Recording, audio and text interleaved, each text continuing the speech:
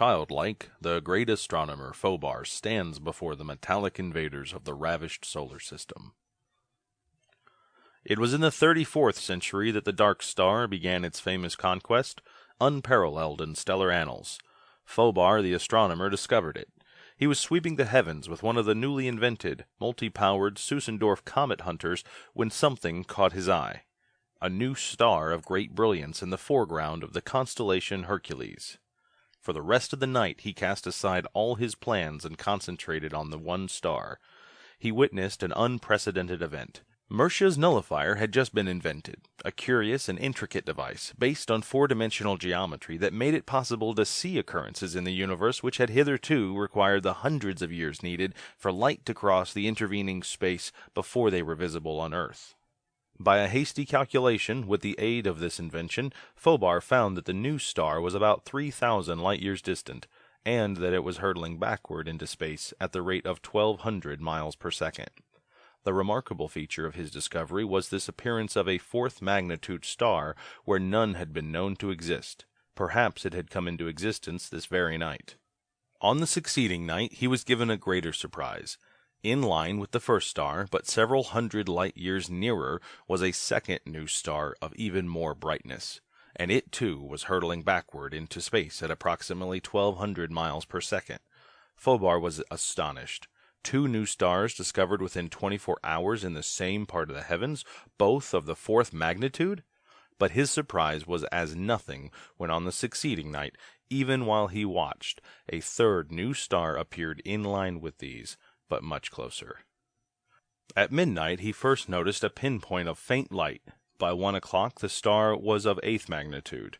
At 2, it was a brilliant sun of the 2nd magnitude blazing away from Earth like the others at a rate of 1,200 miles per second.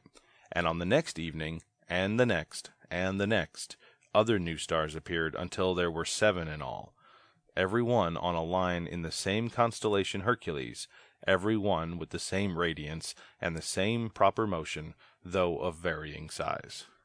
Phobar had broadcast his discovery to incredulous astronomers. But, as star after star appeared nightly, all the telescopes on Earth were turned toward one of the most spectacular cataclysms that history recorded. Far out in the depths of space, with unheard-of regularity and unheard-of precision, new worlds were flaming up overnight in a line that began at Hercules and extended toward the solar system. Phobar's announcement was immediately flashed to Venus, Mars, Jupiter, and Saturn, the other members of the 5-World Federation. Saturn reported no evidence of the phenomena because of the interfering rings and lack of Mercia's nullifier. But Jupiter, with a similar device, witnessed the phenomena and announced furthermore that many stars in the neighborhood of the novae had begun to deviate in singular and abrupt fashion from their normal positions. There was not as yet much popular interest in the phenomena. Without Mercia's nullifier, the stars were not visible to ordinary eyes, since the light rays would take years to reach the Earth. But every astronomer who had access to Mercia's nullifier hastened to focus his telescope on the region where extraordinary events were taking place out in the unfathomable gulf of night. Some terrific force was at work, creating worlds and disturbing the positions of stars within a radius already known to extend billions and trillions of miles from the path of the 7 new stars. But of the nature of that force, astronomers could only guess. Phobar took up his duties early on the 8th night. The last star had appeared about 500 light-years distant. If an 8th new star was found, it should be not more than a few light-years away. But nothing happened. All night Phobar kept his telescope pointed at the probable spot, but search as he might, the heavens showed nothing new. In the morning he sought eagerly for news of any discovery made by fellow watchers, but they too had found nothing unusual. Could it be that the mystery would now fade away, a new riddle of the skies? The next evening he took up his position once more, training his telescope on the 7 bright stars, and then on the region where an 8th, if there were one, should appear. For hours he searched the abyss in vain. He could find none. Apparently the phenomena were ended. At midnight he took a last glance before entering on some tedious calculations. It was there. In the center of the telescope, a faint, hazy object steadily grew in brightness. All his problems were forgotten as Phobar watched the 8th star increase hourly. Closer than any other, Closer even than Alpha Centauri, the new sun appeared, scarcely 3 light-years away, across the void surrounding the solar system. And all the while he watched, he witnessed a thing no man had ever before seen, the birth of a world. By 1 o'clock, the new star was of 5th magnitude. By 2, it was of the 1st. As the faint flush of dawn began to come toward the close of that frosty, moonless November night, the new star was a great white-hot object more brilliant than any other star in the heavens. Phobar knew that when its light finally reached Earth so that ordinary eyes could see, it would be the most beautiful object in the night sky. What was the reason for these unparalleled births of worlds and the terrifying mathematical precision that characterized them? Whatever the cosmic force behind, it was progressing toward the solar system. Perhaps it would even disturb the balance of the planets. The possible chance of such an event had already called the attention of some astronomers, but the whole phenomenon was too inexplicable to permit more than speculation. The next evening was cloudy. Jupiter reported nothing new except that Neptune had deviated from its course and tended to pursue an erratic and puzzling new orbit. Phobar pondered long over this last news item and turned his attention to the outermost planet on the succeeding night. To his surprise, he had great difficulty in locating it. The ephemeris was of absolutely no use. When he did locate Neptune after a brief search, he discovered it more than 80 million miles from its scheduled place. This was at 1:40. At 2:10, he was thunderstruck by a special announcement sent from the Central Bureau to every observatory and astronomer of note throughout the world, proclaiming the discovery of an ultra-Plutonian planet. Phobar was incredulous. For centuries it had been proved that no planet beyond Pluto could possibly exist. With feverish haste, Phobar ran to the huge telescope and rapidly focused it where the new planet should be. 500 million miles beyond Neptune was a flaming path like the beam of a giant searchlight that extended exactly to the 8th solar planet. Phobar gasped. He could hardly credit the testimony of his eyes. He looked more closely. The great stream of flame still crossed his line of vision, but this time he saw something else. At the precise farther end of the flame path, a round disk, dark. Beyond a doubt, a new planet of vast size now formed an addition to the solar group. But that planet was almost impervious to the illuminating rays of the sun and was barely discernible. Neptune itself shone brighter than it ever had, and was falling away from the sun at a rate of 1,200 miles per second. All night Phobar watched the double mystery. By 3 o'clock he was convinced, as far as lightning calculations showed, that the invader was hurtling toward the sun at a speed of more than 10 million miles an hour. At 3:15 he thought that vanishing Neptune seemed brighter even than the band of fire running to the invader. At 4 his belief was certainty. With amazement and awe, Phobar sat through the long cold night watching a spectacular and terrible catastrophe in the sky. As dawn began to break and the stars grew paler, Phobar turned away from his telescope, his brain awhirl, his heart filled with a great fear. He had witnessed the devastation of a world, the ruin of a member of his own planetary system by an invader from outer space. As dawn cut short his observations, he knew at last the cause of Neptune's brightness, knew that it was now a white-hot flaming sun that sped with increased rapidity away from the solar system. Somehow the terrible swath of fire that flowed from the dark star to Neptune had wrenched it out of its orbit and made of it a molten inferno. At dawn came another bulletin from the Central Bureau. Neptune had a surface temperature of 3,000 degrees centigrade, was defying all laws of celestial mechanics, and within 3 days would have left the solar system forever. The results of such a disaster were unpredictable. The entire solar system was likely to break up. Already Uranus and Jupiter had deviated from their orbits. Unless something speedily occurred to check the onrush of the dark star, it was prophesied that the laws governing the planetary system would run to a new balance, and that in the ensuing chaos the whole group would spread apart and fall toward the gulfs beyond the great surrounding void. What was the nature of the great path of fire? What force did it represent? And was the dark star controlled by intelligence, or was it a blind wanderer from space that had come by accident? The flame path alone implied that the dark star was guided by an intelligence that possessed the secret of inconceivable power. Menace hung in the sky now, where all eyes could see in a great arc of fire. The world was on the brink of eternity, and vast forces at whose nature men could only guess were sweeping planets and suns out of its path. The following night was again cold and clear. High in the heavens, where Neptune should have been, hung a disk of enormously greater size. Neptune itself was almost invisible, hundreds of millions of miles beyond its scheduled position. As nearly as Phobar could estimate, not 1/100th of the sun's rays were reflected from the surface of the dark star, a proportion far below those for the other planets.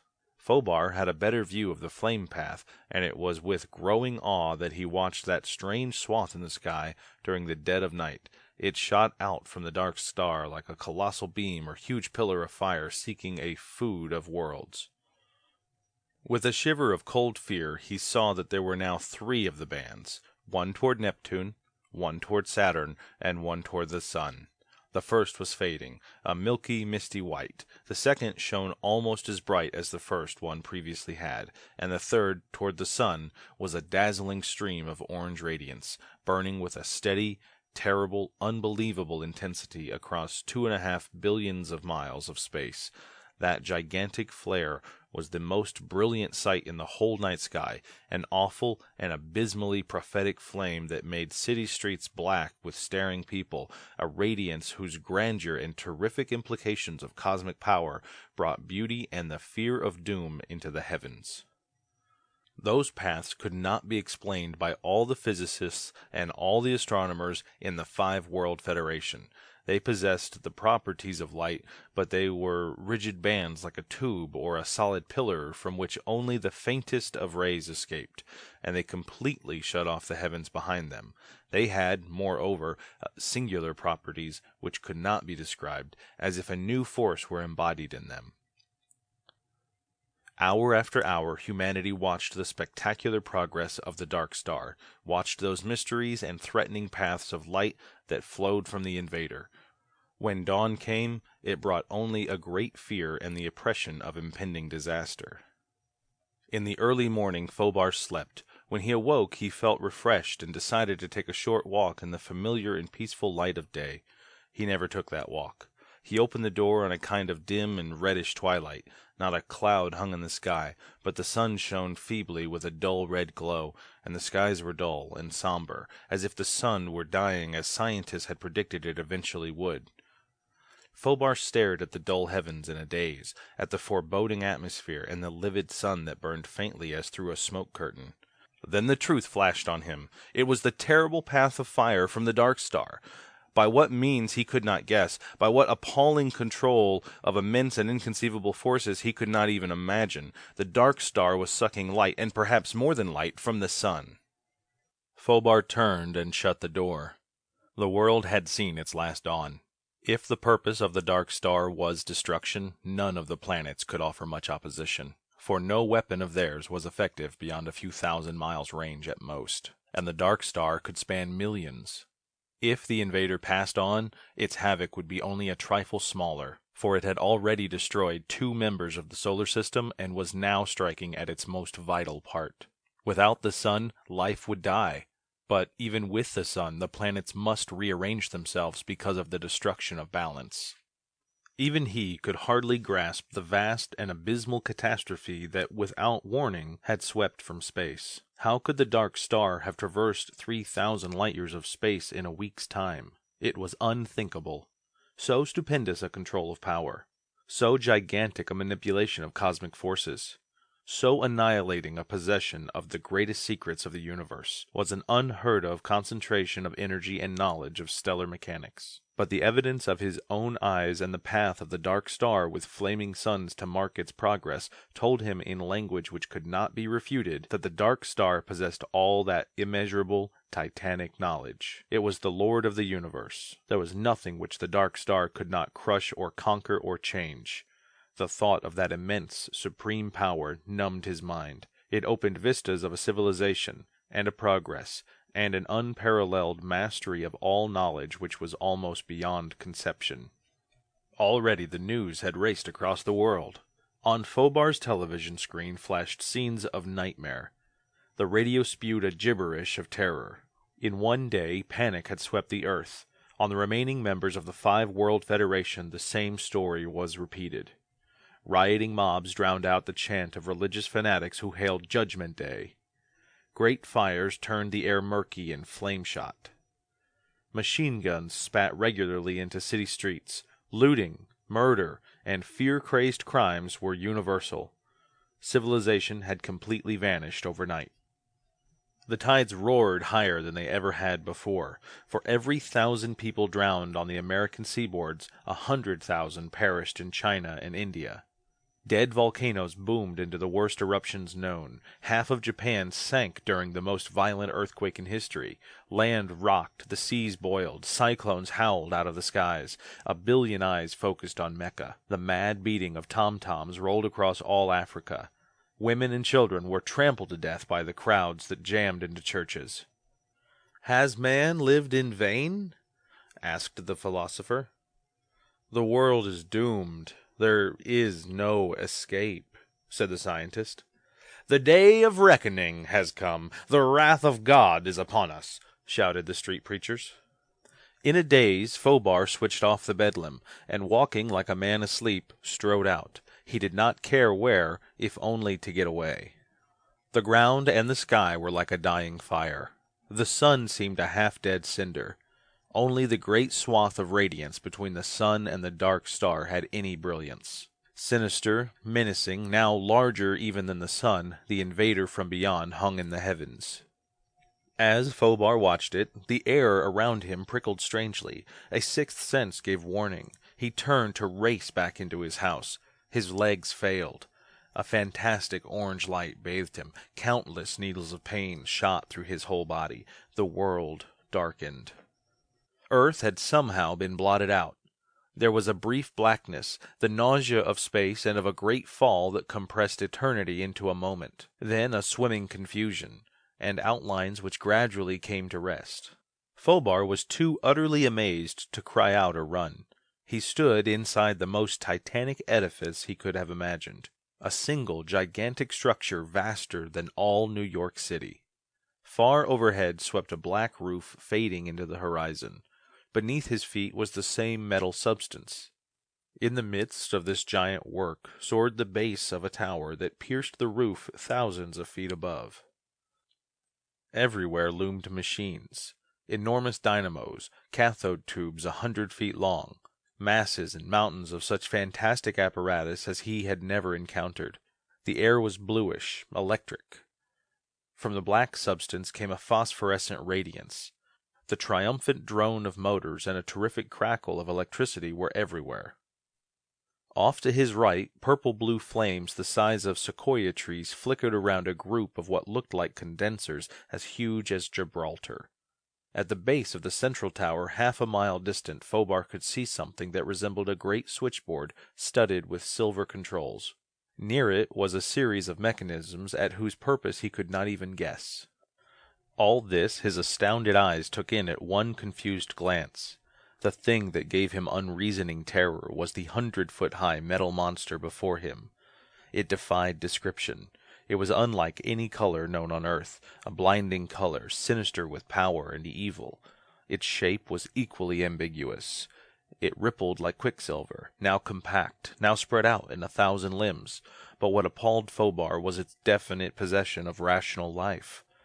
More, its very thoughts were transmitted to him as clearly as though written in his own English. "Follow me." Fobar's mind did not function, but his legs moved regularly. In the grasp of this mental metal monster, he was a mere automaton. Fobar noticed idly that he had to step down from a flat disk a dozen yards across. By some power, some tremendous discovery that he could not understand, he had been transported across millions of miles of space, undoubtedly to the dark star itself. The colossal thing, indescribable, a blinding, nameless color, rippled down the hall and stood before a disk of silvery black. In the center of the disk was a metal seat with a control board nearby. "Be seated."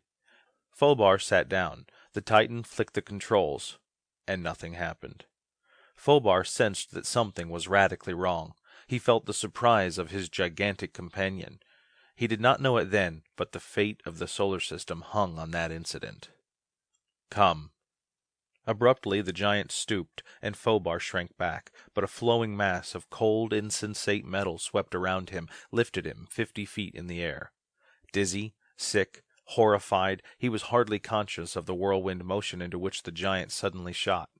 He had a dim impression of machines racing by, of countless other giants, of a sudden opening in the walls of the immense building, and then a rush across the surface of metal land. Even in his vertigo he had enough curiosity to marvel that there was no vegetation, no water, only the dull black metal everywhere. Yet there was air. And then a city loomed before them. To Fobar it seemed a city of gods or giants. Fully 5 miles it soared toward space, its fantastic angles and arcs and cubes and pyramids mazing in the dimensions of a totally alien geometry. Tier by tier the stupendous city, hundreds of miles wide, mounted toward a central tower like the one in the building he had left. Fobar never knew how they got there, but his numbed mind was at last forced into clarity by a greater will. He stared about him. His captor had gone. He stood in a huge chamber circling to a dome far overhead. Before him, on a dais a full 1,000 feet in diameter, sat, rested, whatever it might be called, another monster, far larger than any he had yet seen, like a mountain of pliant thinking, living metal. And Fobar knew he stood in the presence of the ruler. The metal cyclopses surveyed him as Fobar might have surveyed an ant. Cold, deadly, dispassionate scrutiny came from something that might have been eyes, or a seeing intelligence locked in a metal body. There was no sound, but inwardly to Fobar's consciousness from the peak of the Titan far above him came a command. "What are you called?" Fobar opened his lips, but even before he spoke he knew that the thing had understood his thought. Fobar. "I am Garborij, ruler of Zlarbti, the lord of the universes." "Lord of the universes?" "I and my world come from one of the universes beyond the reach of your telescopes." Fobar somehow felt that the thing was talking to him as he would to a newborn babe. "What do you want of me?" "Tell your Earth that I want the entire supply of your radium ores mined and placed above ground according to the instructions I give by 7 of your days hence." A dozen questions sprang to Fobar's lips. He felt again that he was being treated like a child. "Why do you want our radium ores?" "Because they are the rarest of the elements on your scale, are absent on ours, and supply us with some of the tremendous energy we need." "Why don't you obtain the ores from other worlds?" "We do. We are taking them from all worlds where they exist, but we need yours also." Raiders of the universe, looting young worlds of the precious radium ores, piracy on a cosmic scale. And if Earth refuses your demand? For answer, Gaborij rippled to a wall of the room and pressed a button. The wall dissolved weirdly, mysteriously. A series of vast silver plates was revealed, and a battery of control levers. "This will happen to all of your Earth unless the ores are given to us." The Titan closed a switch. On the first screen flashed the picture of a huge tower such as Fobar had seen in the metal city. Gaborij adjusted a second control lever that was something like a rangefinder. He pressed a third lever, and from the tower leaped a surge of terrific energy. Like a bolt of lightning 1/4 of a mile broad, the giant closed another switch, and on the second plate flashed a picture of New York City. Then, waiting. Seconds, minutes drifted by. The atmosphere became tense, nerve-cracking. Fobar's eyes ached with the intensity of his stare. What would happen? Abruptly it came. A monstrous bolt of energy streaked from the skies. Purple-blue death in a pillar 1/4 of a mile broad crashed into the heart of New York City, swept up and down Manhattan, across and back, and suddenly vanished. In 15 seconds, only a molten hell of fused structures and incinerated millions of human beings remained of the world's first city. Fobar was crushed, appalled, then utter loathing for this soulless thing poured through him, if only. "It is useless. You can do nothing," answered the ruler, as though it had grasped his thought. But why? If you could pick me off of the earth, do you not draw the radium ores in the same way? Fobar demanded. The orange ray picks up only loose, portable objects. We can and will transport the radium ores here by means of the ray after they have been mined and placed on platforms or disks. Why did you select me from all the millions of people on Earth? Solely because you were the first apparent scientist whom our Cosmotel chanced upon. It will be up to you to notify your Earth governments of our demand. But afterwards, Fobar burst out loud, what then? We will depart. It will mean death to us. The solar system will be wrecked, with Neptune gone and Saturn following it. Gaborej made no answer. To that impassive, cold, inhuman thing, it did not matter if a nation or a whole world perished. Fobar had already seen with what deliberate calm it destroyed a city, merely to show him what power the lords of Zlarbti controlled. Besides, what guarantee was there that the invaders would not loot the earth of everything they wanted and then annihilate all life upon it before they departed? Yet Fobar knew he was helpless, knew that the men of Earth would be forced to do whatever was asked of them, and trust that the raiders would fulfill their promise. 2 hours remain for your stay here, came the ruler's dictum to interrupt his line of thought. For the first half of that period you will tell me of your world and answer whatever questions I may ask. During the rest of the interval I will explain some of the things you wish to learn about us.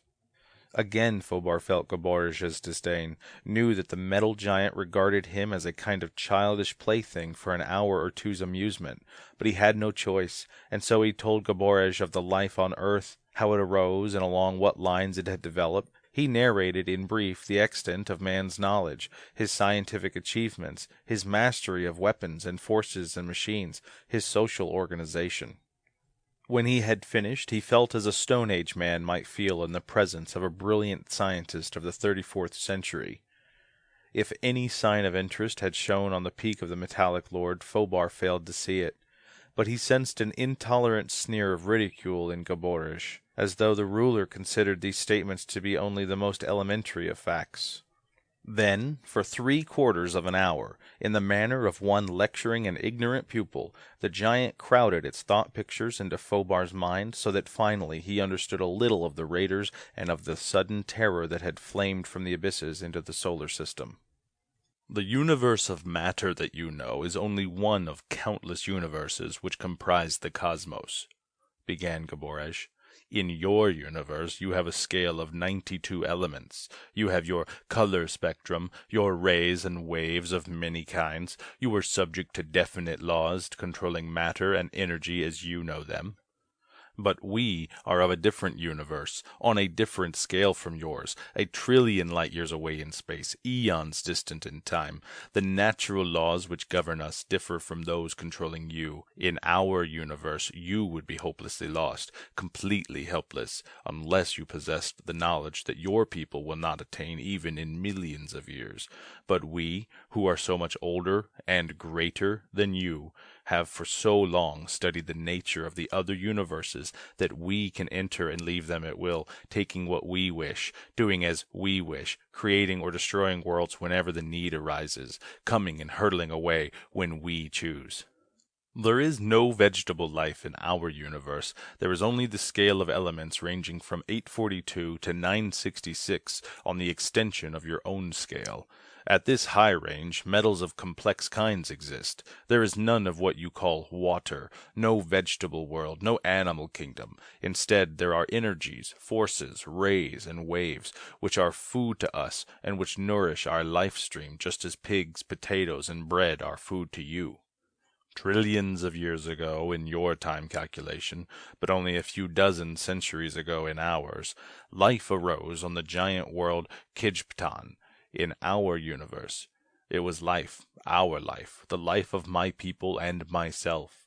Intelligence, animating bodies of pliant metal, existing almost endlessly on an almost inexhaustible source of energy. But all matter wears down. On Kijptan, there was a variety of useful metals, others that were valueless. There was comparatively little of the first, much of the second. Kibstan itself was a world as large as your entire solar system, with a diameter roughly of 4 billion miles.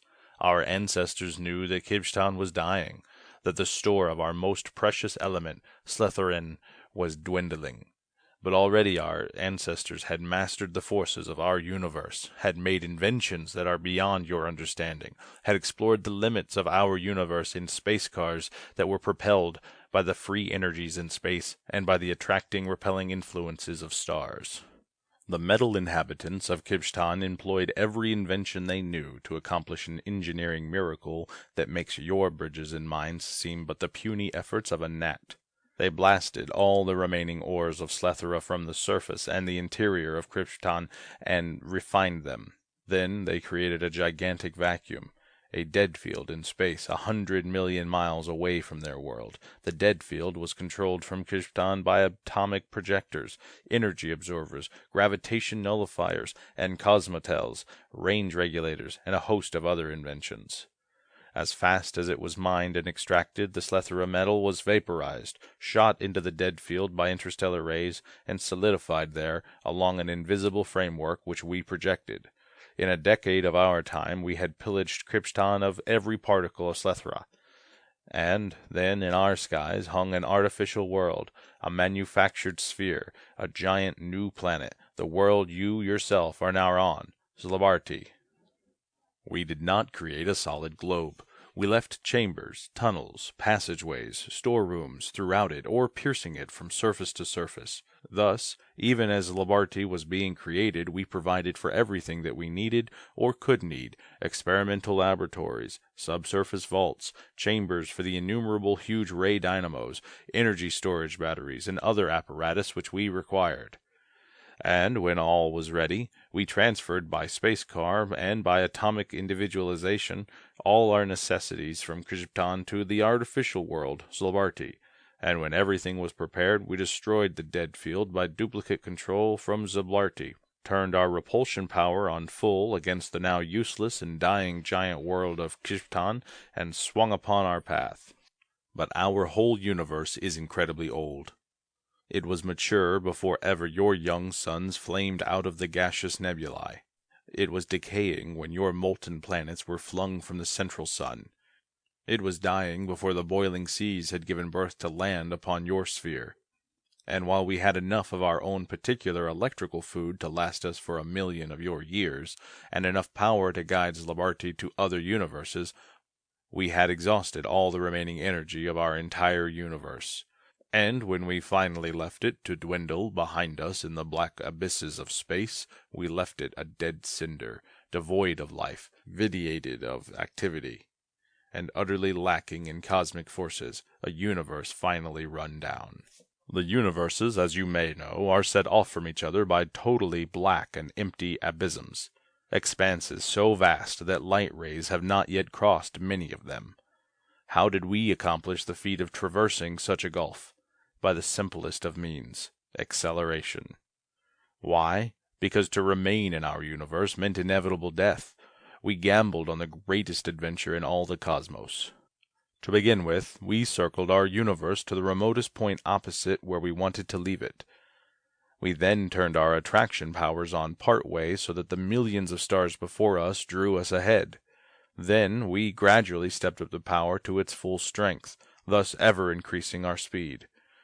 At the same time as stars passed to our rear in our flight, we turned our repulsion rays against them, stepping that power up also. Our initial speed was 24 miles per second. Midday in our universe, we had reached the speed of your light, 186,000 miles per second. By the time we left our universe, we were hurtling at a speed which we estimated to be 1.6 billion miles per second. Yet even at that tremendous speed, it took us years to cross from our universe to yours. If we had encountered even a planetoid at that enormous rate, we would probably have been annihilated in white-hot death. But we had planned well, and there are no superiors to our stellar mechanics, our astronomers, our scientists. When we finally hurtled from the black void into your universe, We found what we had only dared hope for, a young universe with many planets and cooling worlds rich in radium ores, the only element in your scale that can help to replenish our vanishing energy. Half your universe we have already deprived of its ores. Your Earth has more that we want. Then we shall continue on our way, to loot the rest of the worlds, before passing on to another universe. We are a planet without a universe. We will wander and pillage until we find a universe like the one we come from, or until Zlabarti itself disintegrates and we perish.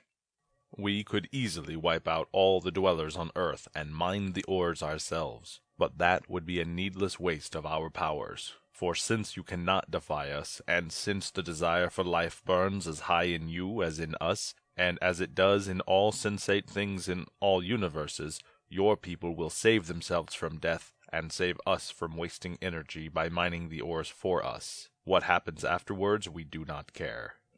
The 7 new suns that you saw were dead worlds that we used as buffers to slow down Zlabarti. The full strength of our repulsion force directed against any single world necessarily turns it into a liquid or gaseous state depending on various factors. Your planet Neptune was pulled out of the solar system by the attraction of Zlabarti's mass. The flame paths, as you call them, are directed streams of energy for different purposes.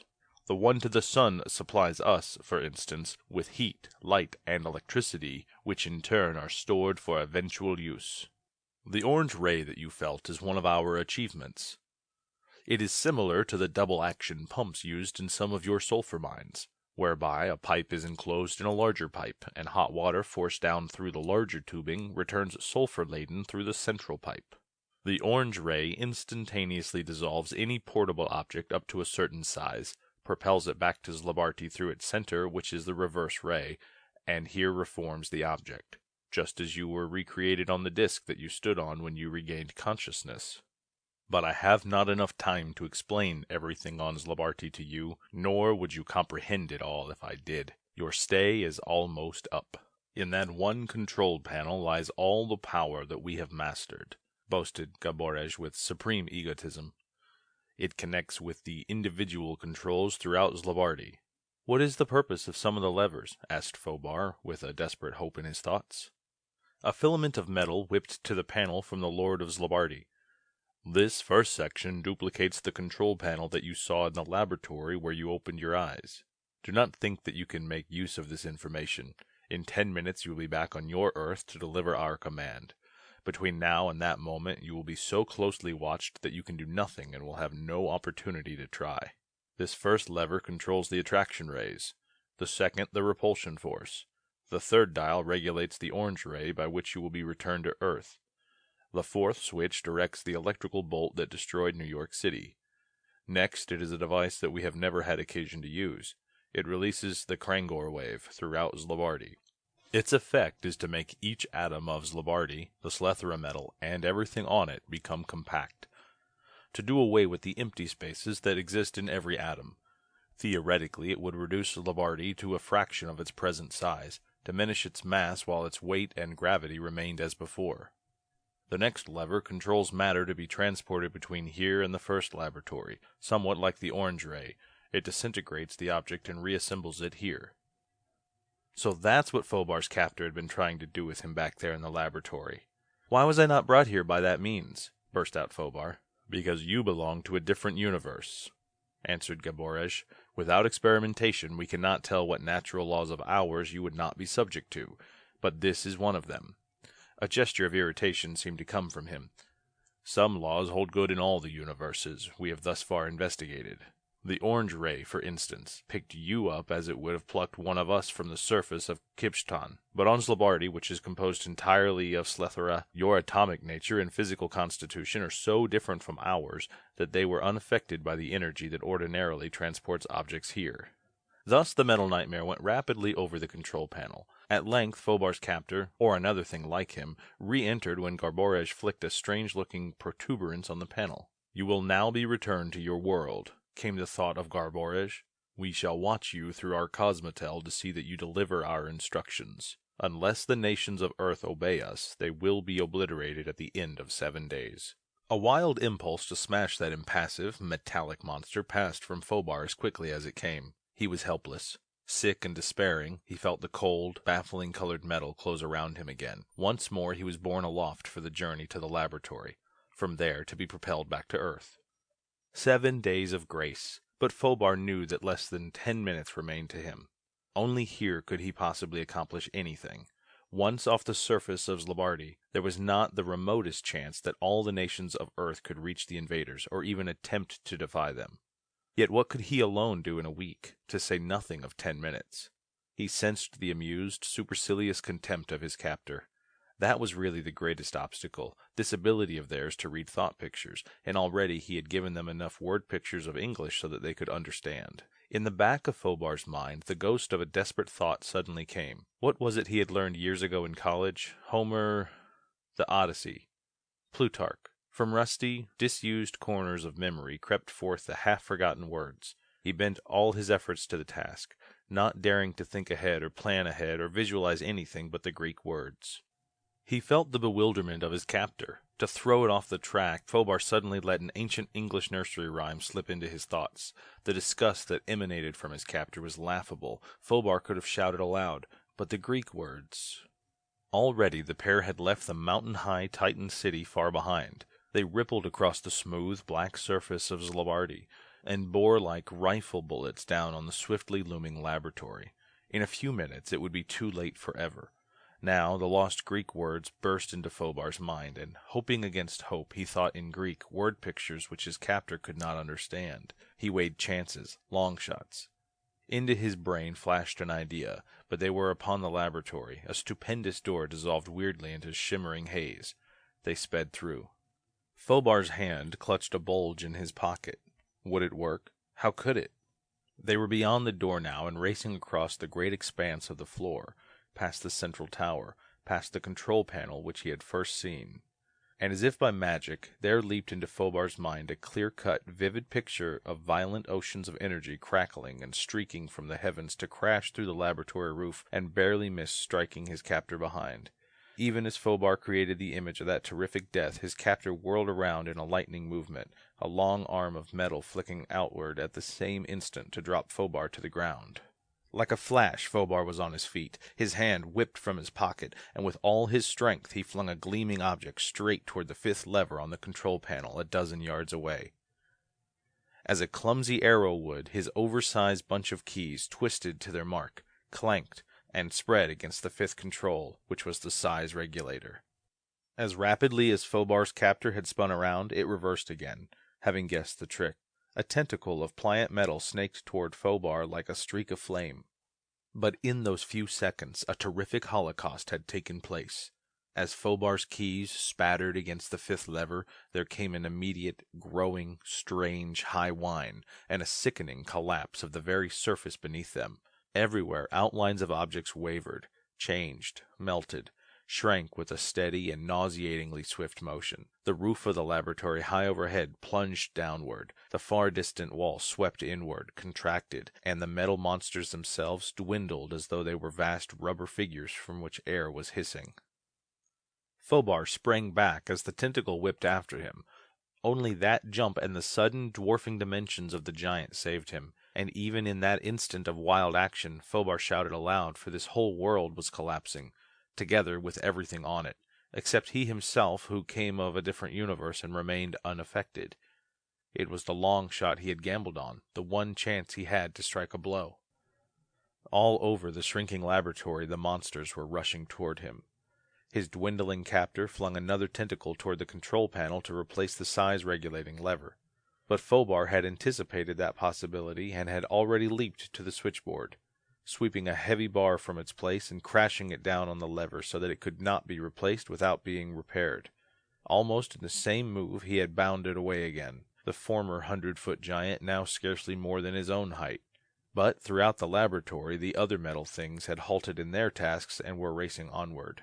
Phobar always remembered that battle in the laboratory as a scene from some horrible nightmare. The catastrophe came so rapidly that he could hardly follow the whirlwind events. The half-dozen great leaps he made from the lashing tentacles of his pursuers sufficed to give him a few seconds' respite, and then the weird, howling sound of the tortured world swelled to a piercing wail. His lungs were laboring from the violence of his exertions. Again and again he barely escaped from the curling whips of metal tentacles, and now the monster was hardly a foot high. The high condensers and tubes and colossal machinery were like those of a pygmy laboratory, and overhead the roof plunged ever downward. But Fobar was cornered at last. He stood in the center of a circle of the foot-high things. His captor suddenly shot forth a dozen rope-like arms toward him as the others closed in. He had not even a weapon, for he had dropped the bar in his first mad bound away from the control panel. He saw himself trapped in his own trick, for in minutes at the most the laboratory would be crushing him with fearful force. Blindly, Fobar reverted to a primitive defense in this moment of infinite danger, and kicked with all his strength at the squat monster before him. The thing tried to whirl aside, but Fobar's shoe squashed thickly through, and in a disorder of quivering pieces the metal creature fell, and subsided. Knowing at last that the invaders were vulnerable, and how they could be killed, Fobar went leaping and stamping on those nearest him. Underfoot they disintegrated into little pulpy lumps of inert metal. The laboratory roof was only a foot over his head. He whirled around, squashed a dozen tiny creeping things, leaped to a disk that was now not more than a few inches broad. Stooping low, balancing himself precariously, he somehow managed to close the tiny switch. A haze of orange light enveloped him. There came a great vertigo, and dizziness, and pain. He felt himself falling through bottomless spaces. So exhausted that he could scarcely move, Fobar blinked his eyes open to brilliant daylight in the chill of a November Indian summer noon. The sun shone radiant in the heavens. Off in the distance he heard a pandemonium of bells and whistles. Wearily he noticed that there were no flame paths in the sky. Staggering weakly, he made his way to the observatory, mounted the steps with tired limbs, and wobbled to the eyepiece of his telescope, which he had left focused on the dark star 2 hours before. Almost trembling, he peered through it. The dark star was gone. Somewhere, far out in the abysses of the universe, a runaway world plunged headlong at ever-mounting speed to uncharted regions under its double acceleration of attraction and repulsion. A sigh of contentment came from his lips as he sank into a heavy and profound sleep. Later, he would learn of the readjustments in the solar system, and of the colder climate that came to Earth, and of the vast changes permanently made by the invading planet, and of a blazing new star discovered in Orion that may signify the birth of a sun or the death of a metallic dark world. But these were events to be, and he demanded his immediate reward of a day's dreamless slumber.